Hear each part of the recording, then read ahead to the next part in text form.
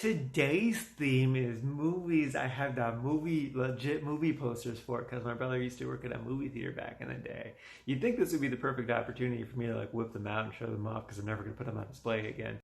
But that's too much effort, and I don't put effort into this thing.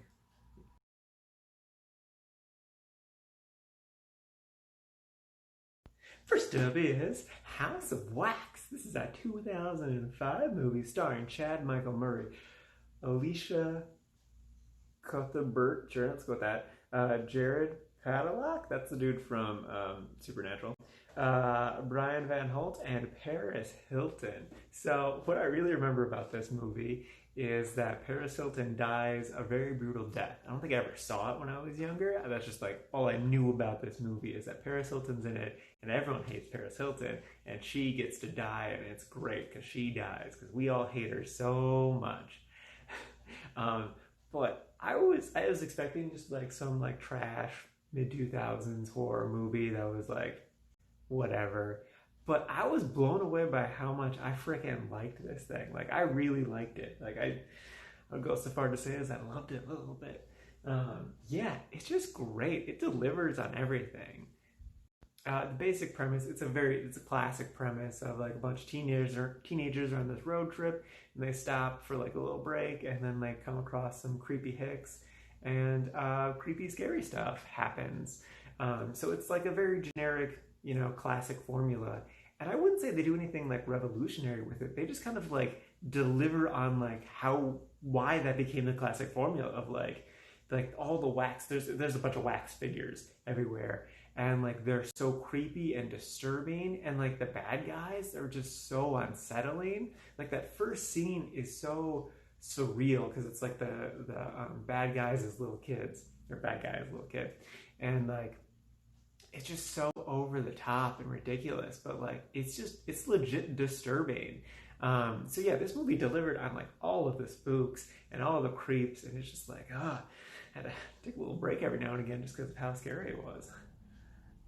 Chad Michael Murray did so great in it. He really delivered. And he even takes off his shirt at one point, and I'm like, oh hey buddy, you wanna be my cuddle buddy? I'll be your cuddle buddy. Yeah, and then also because he plays twins with Alicia, I can't say her last name, and she is just gorgeous. Like I kept thinking to myself, damn, how are you so freaking pretty? She is absurd. My big complaint about the movie is really Paris Hilton. Not because I'm just like, oh, she's such a terrible person, I hate her so much. It's just because she's not an actress. She's really just in here to be sex appeal, and that's all she does is just like, she does like a striptease at one point. She also gets recorded having giving oral sex, and it's like, oh, I see. It's just a reference to her sex tape thing. Ha ha ha! So funny. This is great. And she's just, I don't know. She's pointless. I don't like that she's in this. I mean, again, I'm not hating on her. She's just here to be a big name. That's really all it is. Like she literally had an ad campaign going around for this movie that I think selling T-shirts that was like, "Watch Paris get murdered" and stuff like that. And it's dumb. But other than that, and she's barely in this movie, so it's really not much of a complaint. Everything else is just wonderful. It's so creepy, so spooky, so just delightfully horror. And yeah, I definitely recommend this if you want some good spook time. Now on to Inside Man. This is a 2006 Spike Lee movie starring Denzel Washington, Clive Owen, Jodie Foster, Christopher Plummer, and Willem Dafoe. My second Willem Dafoe movie. I need to watch more of his stuff. He is just, he's so good. Basic premise is Clive Owen and company are trying to rob a bank, and Denzel Washington, look there he is a cop who's trying to hostage negotiate stuff and whatnot. Yeah, and so it's a mystery, smart people doing smart stuff type of movie. And it's pretty good, pretty solid. I'd put it like in the middle of the road, honestly, because like the smart people, twists and turns that they took, I do think they were pretty smart, but like it just took so long to get to some of them. I'm just like, I don't really care anymore. It's just like nothing's really happening. It's like we're kind of waiting for the smart thing to pay off, but like it's just taking so long. It's like I don't care anymore. I don't know, and like the dialogue, like people didn't really talk that smart. They just kind of like seemed like they were talking smart, but didn't actually talk smart. I don't know how better to explain it. It's like, I'm not that smart. Funny. Anyway, also, like, in very much so weighs heavily, like, this story is really about Denzel Washington kind of carries the movie, but I think it would have been a little bit better had it relied more on the other supporting characters. Like, Clive Owen was great. Every scene he was in, he was fantastic. Jodie Foster was interesting. She's really barely in this movie, so it's kind of crazy that she's third billed. I think just more of her actually being smart, because they do show her doing like some cool smart stuff. It's like, oh, I can control this room really easily, but then she kind of gets her comeuppance near the end, and I'm like, that shouldn't have happened. She should not have gotten her comeuppance.